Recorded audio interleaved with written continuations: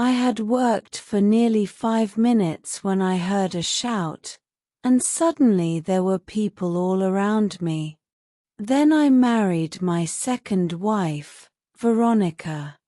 I went to live in her house in northern Texas. It's a big house with a lot of land around it, just outside a small town. The next house is almost exactly the same, and that belongs to Veronica's sister, Mendy.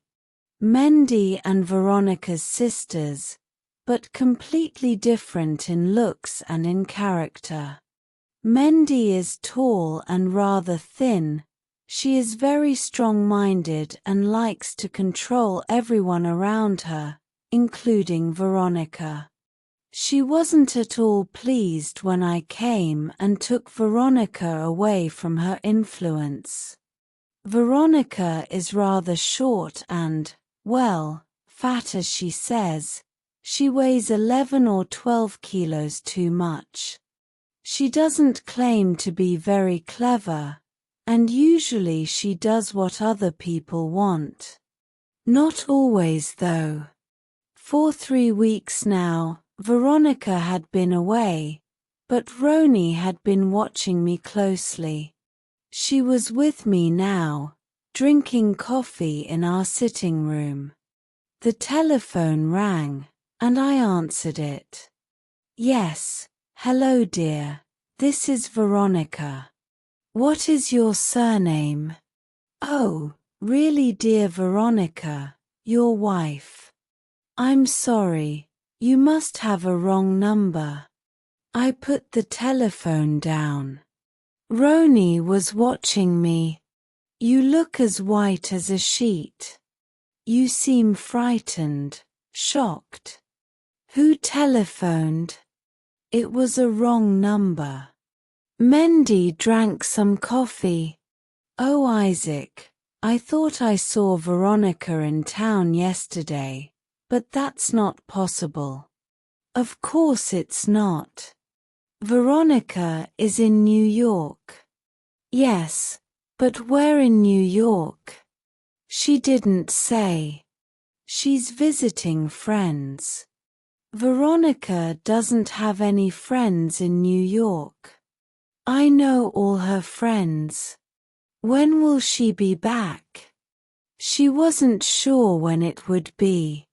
I've heard, Isaac, that your first wife died in a boating accident.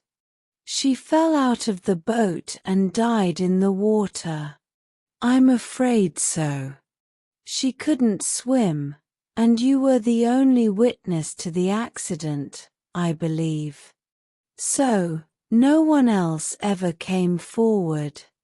Did she leave you any money, Isaac? That's nothing to do with you, Roni. In fact, Pearlie had $50,000 of life insurance and one sailing boat. Poor Pearlie. She had taken her boat out alone that day. I had seen the accident from the boat club and rushed out in another boat, but it was too late to save her. Mendy finished her coffee and left. When she had gone, I went for a walk through the woods behind the house. I walked to an open space between the trees, which had a little stream running through it. How peaceful it was here, quiet, a place to rest. I had been coming here often in the last few days. I sat down on a fallen tree near the stream and thought about Veronica and Roni. Their houses and land were very similar, so you would expect them to be equally rich. But this was not the situation, as I discovered after my marriage. Veronica owned her house and the land around it, but she could not afford to employ people to look after them. Mendy, on the other hand, employed a lot of people in her house and even a lawyer to look after her money. She must have $1 million at least. On Tuesday afternoons, I usually go to the supermarket in town. Today, in the car park, I saw a small, rather fat woman across the street walking away from me. She wore a purple dress and a brown hat. It was the 4th time I'd seen her in the last 10 days. I hurried across the street. She turned the corner, and I started to run. When I reached the corner, she was nowhere in sight. I was standing there when a car stopped beside me. It was Mendy. "What are you doing, Isaac? I saw you running. I've never seen you run before." "Oh, I was just taking a little exercise." I was still breathing hard as I walked back to the supermarket. The next morning, when I returned from my walk to the stream, I found Mendy in the sitting room, pouring some coffee for herself. "I've been in the bedroom looking at Veronica's clothes," Roni said. "I didn't see anything missing." "Why should anything be missing? Has there been a thief in the house? Don't tell me that Veronica went off to stay with friends in New York without any luggage." "She had luggage, though not very much." "What was she wearing when she left?" "I don't remember." That evening, as I prepared for bed, I looked inside Veronica's cupboard. What could be done with her clothes? Perhaps I should give some away. I woke up at 2 in the morning. Bright moonlight was shining on my face. I dressed and went out to the butt in the garden. I needed something for digging a hole. I chose a spade with a long handle, put it on my shoulder, and began walking towards the stream. I was nearly there when I stopped. I shook my head slowly and returned to the bus. I put the spade away and went to bed. The next morning, Mendy came to see me while I was having breakfast. She brought in the Morning Post which had just come. It included one small blue envelope addressed to me. The writing seemed familiar. The postmark was our local town.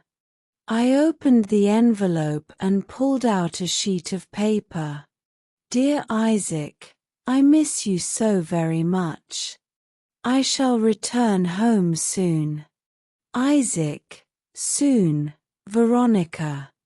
I put the letter and the envelope into my pocket. "Well, Roni," I asked. I thought I recognized Veronica's writing on the envelope. "Did she say when she'll be back?" "That is not Veronica's writing. It's a letter from my aunt in Los Venisa." "I didn't know you had an aunt in Los Venisa." "Don't worry, Roni. I do have an aunt in Los Venisa." That night, I was in bed but awake when the telephone beside my bed rang. "Hello, my sweet. This is Veronica." "You are not Veronica. You are someone else." "Don't be silly, Isaac. Of course this is me, Veronica. You can't be Veronica. I know where she is, and she couldn't telephone at this time of night." "You think you know where I am?" "No, I'm not there now." It was too uncomfortable, so I left. "Isaac," I got out of bed and dressed. I went downstairs to the study and made myself a drink. I drank it slowly. It was nearly 1 o'clock in the morning when I went to the garden. But again, I took out the spade. This time, I went all the way to the space between the trees. I stopped beside the highest tree of all. I began taking big steps, counting at the same time 1, 2, 2, 3, 4. I stopped at 16, then I began digging. I had been digging for nearly 5 minutes when I heard a shout, and suddenly there were people all around me, shining lights in my face. I recognized some of the people who worked for Roni, including her lawyer. Now Mendy herself stepped forward. "So, you wanted to be sure she was really dead, Isaac? And the only way to do that was to return to the place where you buried her." "I am looking for old Indian knives," I said. "There's a belief that if you find one in the light of the moon, it will bring you good luck." Roni took no notice of this. She pointed to some people I didn't know. "These are private detectives," she said. "They have been watching you 24 hours a day ever since I guessed what really happened to Veronica." She pointed at a small, rather fat woman. "That's Mrs. Macmillan. She was the woman in the purple dress and she copied Veronica's writing. And this is Miss Peters. She is good at copying voices, and she was the voice of Veronica you heard on the telephone." There were also 2 detectives who had brought their own spades. Now they began digging in the hole which I had started. "We knew you were getting worried, Isaac," said Mendy. "You almost dug her up last night, didn't you? But then you changed your mind. That was lucky because last night I didn't have so many people to watch you. Tonight we were ready and waiting." The detectives dug for about 15 minutes and then paused for a rest. "This ground is very hard," said one. They went on digging until the hole was 2 meters deep. "Nothing has been buried here," said the other. "The only thing we found was an old Indian knife." I smiled at Mendy. "What makes you think I buried Veronica?" "I left them and returned to the house. I had guessed from the beginning that Mendy was responsible for the false Veronica that had appeared to me in different forms. It was all part of her plan." "What had been her aim?" "Well, she believed that I had killed her sister, so she wanted to frighten me until I broke down and said, 'Yes, yes, I killed her.' I had been playing a game too. I wanted her to think I was frightened, and of course, I wanted her to think I had buried the body in that place in the woods. Now I was in a strong position. She had called me a murderer in front of all those witnesses. I could take the matter to a court of law and demand a large sum of money from her.